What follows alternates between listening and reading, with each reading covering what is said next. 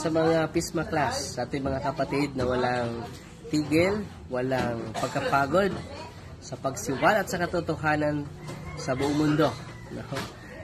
Sa daily reflection ninyo sa Ebanghelyo patuloy, kahit isa lang ang makikinig, maganda na yan.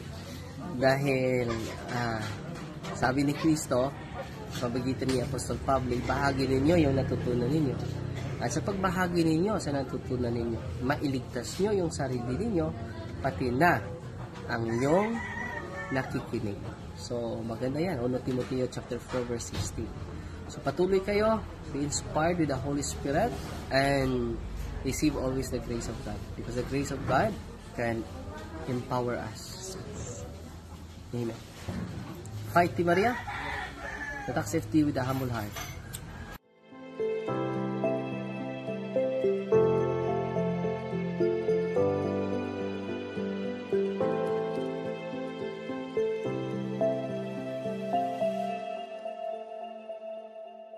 Bungad na panalangin sa ngalan ng Ama, ng Anak, at ng Espiritu Santo. Amen. Pagpalain kami sa aming pagtitipon ngayon para sa pulong na ito.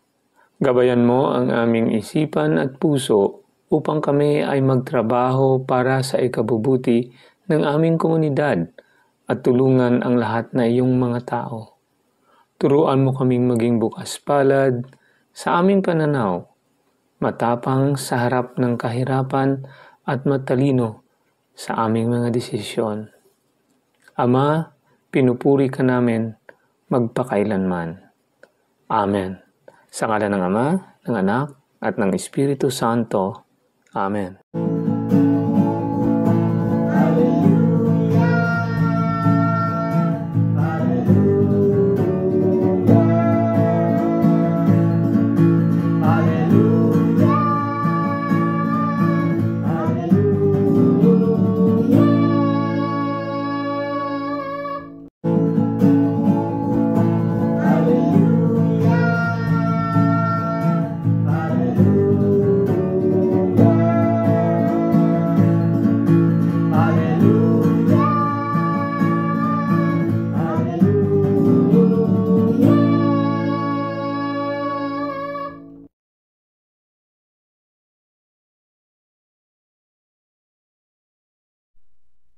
Ang mabuting balita ng Panginoon ayon kay San Juan, Kapitulo 21, versikulo 1 hanggang 14.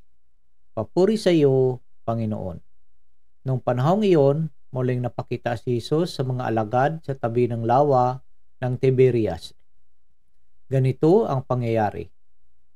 Magkakasama sina Simon Pedro, Tomas na tinaguri ang kambal, Nathanael na taga Cana, Galilea, ang mga anak ni Zebedeo at dalawang alagad. Sinabi sa kanila ni Simon Pedro, "Mangingisda ako, sasama kami," wika nila. Umalis sila at lumulan sa bangka, subalit walang nahuli ng gabing iyon. Nang magbubukang liwayway na tumayo si Jesus sa pampang, subalit hindi siya nakikilala ng mga alagad. Sinabi niya, "Mga anak, mayroon ba kayong huli?" "Wala po," tugon nila. "Ihulog ninyo ang lambat sa gawing kanan ng bangka at makakahuli kayo," sabi ni Jesus. Inhulog nga nila ang lambat at hindi nila ito mahila sa dami ng huli. Sinabi kay Pedro ng alagad na minamahal ni Jesus, "Ang Panginoon iyon." Nang marinig ito ni Simon Pedro, siya ay nagsuot ng damit sapagkat hubad siya at tumalon sa tubig.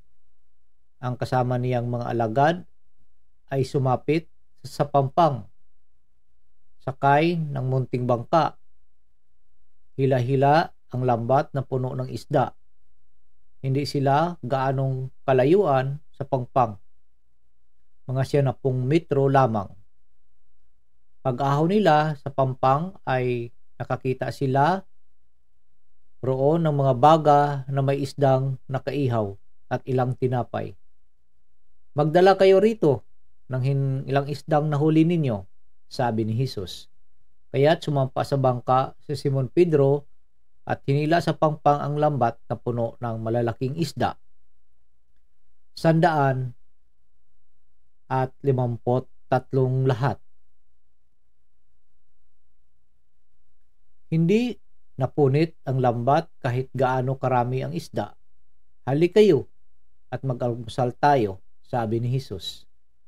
Isa man sa mga alagad ay walang nanghahas magtanong sa kanya kung sino siya, sapagkat alam nila na siya ang Panginoon. Lumapit si Jesus, kinuha ang tinapay at ibinigay sa kanila, gayon din ang isda. Ito ang ikatlong pagpapakita ni Jesus sa mga alagad pagkatapos na siya'y muling mabuhay. Ang mabuting balita ng Panginoon. Pinupuri ka namin, Panginoong Hesukristo.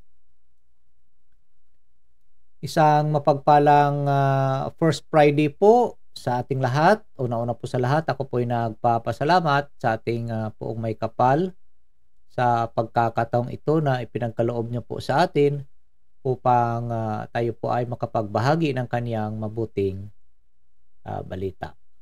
Kamusta po mga kapatid? Today is first Friday of the month. Kung meron tayong devotion sa Sacred Heart of Jesus at sa mahal na pong Jesus Nazareno, sana naway nakapagsimba tayo at nakapag novena, no? If we have this devotion. So sa araw na ito ay pagninilayan natin ang mabuting balita ng ating Panginoon ayon kay San Juan. But before that, ibibigay ko sa inyo si Pismarex sa kanyang pagdala ng words of our Holy Father, Pope Francis, sa araw na ito ng Biyernes. Ito po at pakinggan po natin siya.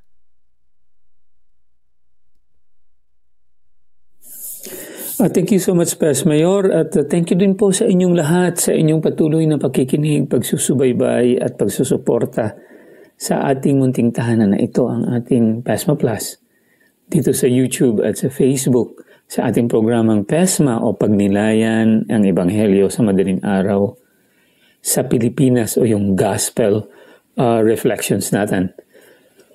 Sa pagkakataon na ito po, ako'y magdadala ng words of our Holy Father para sa araw na ito, Friday po, April 5, in the year of our Lord 2024. Nasa octave of Easter pa tayo, ito po'y matatapos sa linggo, Feast of Divine Mercy. So, it's still a very joyful occasion para sa atin. Katulad lang ito yung weight niya ng fiesta natin sa araw ng pagkabuhay. So, ganyan katagal ang ating celebration. Isang linggo po. Now, ito na yung words of the Holy Father. The disciples trust in Jesus and the result is an incredibly abundant catch. At this point, John turns to Peter and says, "It is the Lord." Yan po ay nasa verse 7. Right away, Peter throws himself into the water and swims to the shore toward Jesus. In that exclamation, "It is the Lord," there is all the enthusiasm of the Paschal faith, full of joy and wonder, which sharply contrasts with the disappearance, the dejection, and sense of powerlessness that had accumulated in the disciples' heart. The presence of the risen Jesus transforms everything. Darkness becomes light, futile work has again become fruitful and promising. The sense of weariness and abandonment give way to the new impetus and to the certainty that He is with us. From that time, these same sentiments enliven the church, the community of the risen one. All of us are the community of the risen one. At first glance, it might sometimes seem that the darkness of evil and the toil of daily living have got the upper hand. The church knows with certainty that now everlasting light of Easter shines upon those who follow the Lord Jesus. The great message of the resurrection instills in the heart of the believers profound joy and invincible hope. Christ is truly risen. Ito po ay binasa ng ating mahal na Santo Papa sa kanyang Regina Coeli noong April 10 in the year of our Lord 2016. Yan po ang pagninilay ng ating Santo Papa. At now, back to you, Pes Mayor. Marami pong salamat, Pismarek, sa iyong pagdala ng words of our Holy Father, Pope Francis. Mga kapatid, dito no sa ating ebanghelyo ay muli no for the third time nagpakita ang ating Panginoon sa kanyang mga alagad, no. So still para bang yung reaksyon nila, no, yung naniwala sila na ang Panginoon, but ibang parang alof, no, parang alof sa kung pagninilayan natin, no, at titingnan natin parang alof, no, sila dahil wala ganong kwentuhan or ibang kagalakan, but din sa labas, no, ng kanilang mga reaction hindi natin makikita as we reflect, no, na ibang reaction according sa ating nabasa, but then of course we know that deep in their heart, no, nagagalak sila, no. So sa ating buhay, kung ating iahambing ito, ano ba ang mararamdaman natin, no, kung ang Panginoon ay magpakita sa atin? Tayo ba ay nasisiyahan or iba ang reaksyon natin? Dahil ang gusto nating makita talaga yung itsura ng ating Panginoon. But din ang ating Panginoon appears in a many different ways, no. Ano bang sabi niya sa ating banal na kasulatan? If you do it to the least of my brothers, you do it to me. So yung mga persona around us, hindi man siya kamukha nung nasa imagination natin at nakikita natin sa mga pictures, no, na ganun, but then the presence ng ating Panginoon ay nasa kapwa natin, no? So dito itong bibigyan ko rin ng pansin, ano, na yung pag punta sa laot, no, ni Simon Pedro at ng kanyang mga kasamahan. So sa ating buhay, mga kapatid, ay we are also going to the sea, no. Pumapalaot din tayo. So may pagkakataon na medyo hindi tayo sineswerte, di ba? I think na-experience din yun yan sa buhay ninyo, no? Sa buhay natin nangyayari yan. Nangingisda din tayo, kumbaga pumapalaot din tayo. So minsan wala tayong makukuha. But then kung pakinggan lang natin ang sinasabi ng Panginoon, diba? Sabi niya, wala silang nahuli, but then sabi ng Panginoon, ano ba? Ihulog ninyo ang lambat sa gawing kanan ng bangka at makakahuli kayo. Diba? At marami. So, kung tayo man ay nakikipagsapalaran at sa una ay hindi tayo pinalad, huwag tayong mawala ng pag-asa. Dahil ang ating Panginoon ay mag-guide sa atin, no? Kung saan banda tayo para tayo po ay makahuli ng marami o magkaroon ng biyaya na inaasam natin. So ito ay isang paalaala sa atin na whatever difficulties in life we have, failures, no? Yung bang disappointments, lahat na, no? Parang walang ano ba, ibang maisip natin na ano ba yung buhay ko na ngayon, parang wala akong swerte, no? So magkakaroon tayo ng sometimes ng discouragement, no? At ibang parang mawawala na talaga tayo ng pag-asa. But din kung titingnan lang natin at papakinggan itong sinasabi ng ating Panginoon na may panahon, no? May time na ang inahangad natin ay makakamta natin. Diba? But din, una-una po sa lahat ay makinig muna tayo sa Kanya. Hindi yung pakikinggan natin yung mga minamarites ng mga kapitbahay natin, no? Pinapakinggan natin yung kalaban. O, hindi ka sinuwerte dyan dahil itong gawin mo. Mas mabilis dito. Diba? Mabilis ang pera dito. Mabilis kang guminhawa.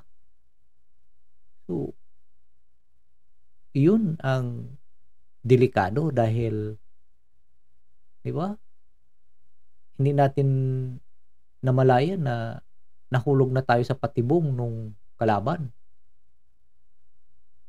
At lalong lumalayo tayo sa Panginoon. Nagkakaroon pa tayo ng pagkakasala. So, dapat natin alalahanin na siya mismo ay nandiyan lang, kasama-sama natin. But din kung may mga panalangin tayo at may inaasam na hindi natin makamtan agad, don't worry about it, no? Sa kanyang muling pagkabuhay, sana mabubuhayan din tayo ng pag-asa at at magkakaroon, no, ng tapang, no, lakas para sagupain, no, yung mga alon sa ating pagpapalaot, no, ang mga emptiness, no, the empty parts, no, ng ating buhay. Don't regret, no, if you suffer too much, because anong sabi ng Panginoon? Kung nagsasuffer ka naman dito sa lupa, it's not because I don't love you, but I want you to be with me. Have courage and be strong. Trust in me and have faith in me. Yun po. Diba? Mga kapatid, sa araw na ito, maraming mga bagay ang pinapaalala sa atin ng ating Panginoon na sa habang buhay, kailangan nating kasama siya araw-araw, lahat ng oras sa ating paglalakbay dito sa mundo. So yun lang po, marami pong salamat at ako po ay nagpapasalamat sa lahat nating ng mga bagong subscribers, sa lahat ng mga tumatangkilik sa ating munting channel na ito. Marami pong salamat sa inyo sa luwang-sawang susuporta sa ating munting gawain na ito. At sana naway ang Panginoon, ang banal na Espiritu ay patuloy na gumagabay sa atin at nagpoprotekta sa atin sa anumang kasamaan, lalo-lalo na yung mga membro ng ating pamilya, na mailayo po tayo sa anumang kapahamakan. So marami pong salamat at wag lang po nating kalimutan na kumapit lang po sa patalim ang salita ng ating Panginoong Jesucristo. Marami pong salamat at God bless us all. Manalangin po tayo. Sa ngalan ng Ama, ng Anak, ng Diyos Espiritu Santo. Amen.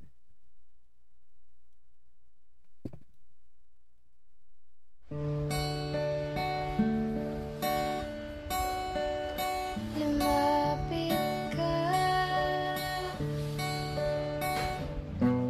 manahan ka, halina sa aking piling,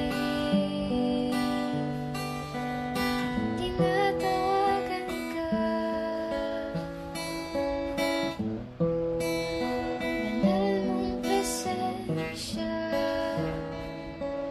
Espiritu, banal manahan ka, Espiritu, banal lumapit ka.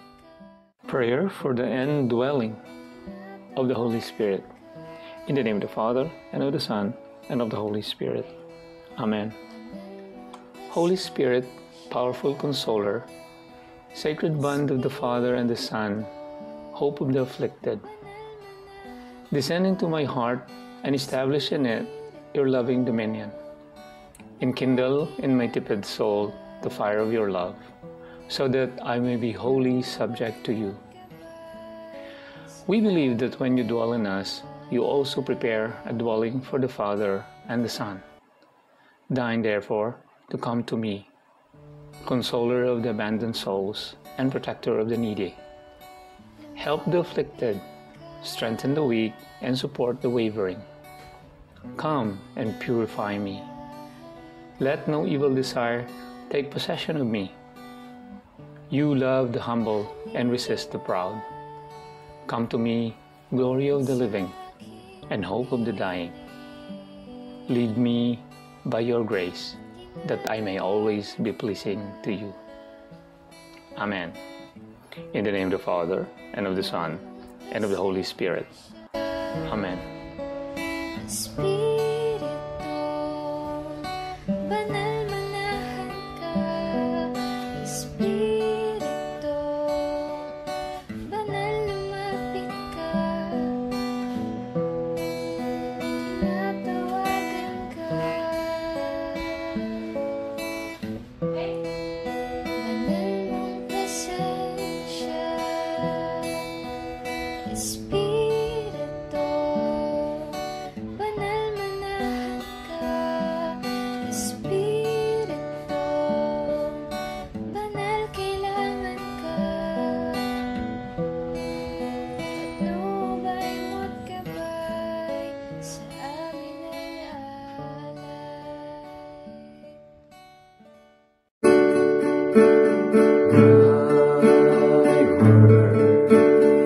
Is the lamp unto my feet and the light unto